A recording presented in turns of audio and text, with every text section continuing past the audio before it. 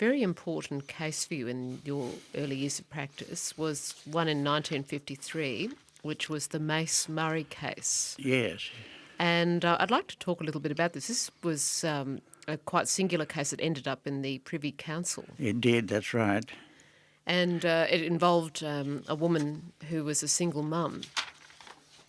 That's right. Well, she was about 20, at the relevant time she was about 22, and she was working as a bus conductress in the Sydney transport system.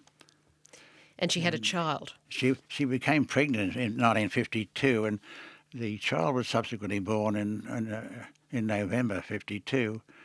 But she ultimately, the court decided the child should be removed from her custody against her will. In other words, to dispense with her consent. Now, before she was delivered to the child, she had consultations with the Child Welfare Department about possible adoption of a child. Indeed, she was sought out by the department, as I remember. And when the child was born in November 1952, he was born when no adoption papers had been signed. About 2 days after his birth, the Child Welfare came and spoke to her again about adoption of the case. And on that occasion she signed the adoption paper. She had no legal consent or no legal advice or any other advice regarding the adoption. And she was an unfortunate lady who didn't have any firm roots. Her family were probably quite irregular in the sense that she claimed that she'd bring food and money home, and they'd all use her food and take her money, and so she felt rather isolated.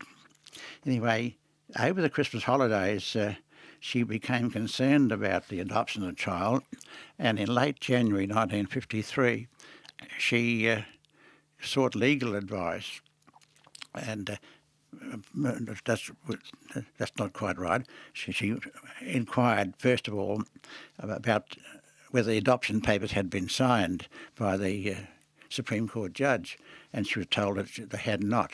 Then she sought some legal advice, and the case proceeded from there. The first step was, I came into, I suppose, about February 1953, and I advised her to take a habeas corpus proceeding to have the child handed over.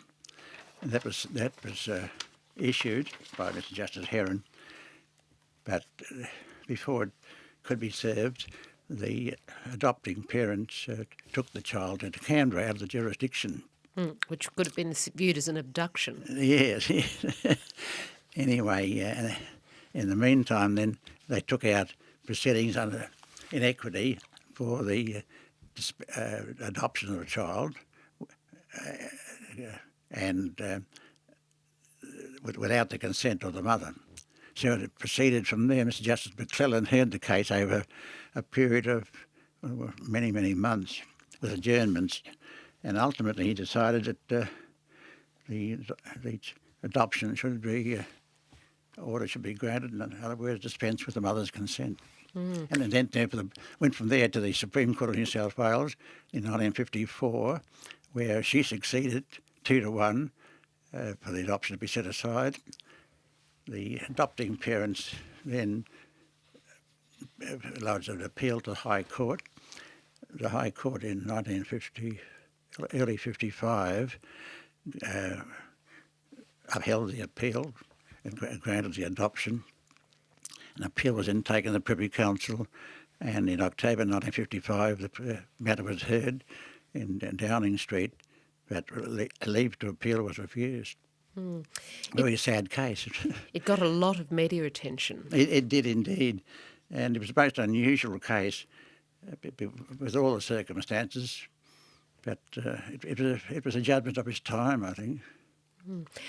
It was very much an issue of its time in lots of ways because, of course, there was a lot of frowning on the notion of single mothers and whether they were fit to bring up children. There was a Yeah. great deal of...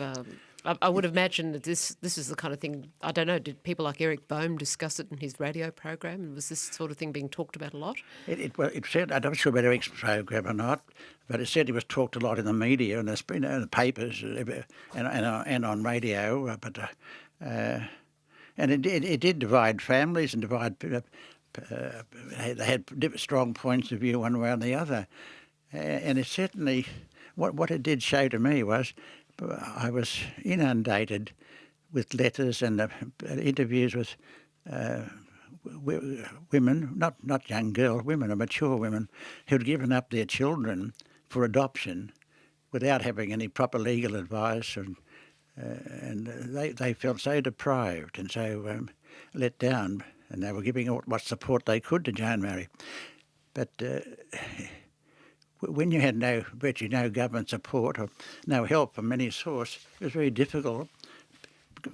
Some well-meaning people came forward to help her out, but there was quite often a breach or a gap in what they could offer. Although you lost the case, do you think as a result of that case attitudes changed? I really think it did, and it's not uncommon, even a few years after that, for single mums to keep their children, but I think they get better advice too about adoption now. That was a sort of a little bit hidden in those days. This particular provision in the Child Welfare Act was put in, I think, in 1939. I don't know how much before that now. It may have been legislation, but I think it was fairly novel. And this was the first time it had been exercised, as I could ascertain at the time. So it broke new ground in a way, and as you probably said earlier, it was a bit of a stirring point, I think.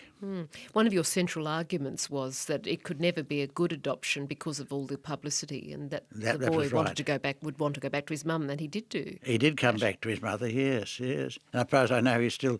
I haven't never caught up with him in recent years, but I understand that the mother's still alive, and he is happily related or living as part of her life. Yes, yes. But, it was difficult. I found it difficult at the time to think that with all this publicity there could be a good adoption, and it seemed to contradict all the thinking of the experts at the time. That was definitely a memorable case for you. What about But Yes. it'd be difficult to see it recurring in this day and age. Yes, although in some ways some judgmental attitudes remain, don't they? Yes. About sole parents, if you like, if you want to call them that. But yes, But there is more support for them available now. There is. There was very little support for women in those sad circumstances.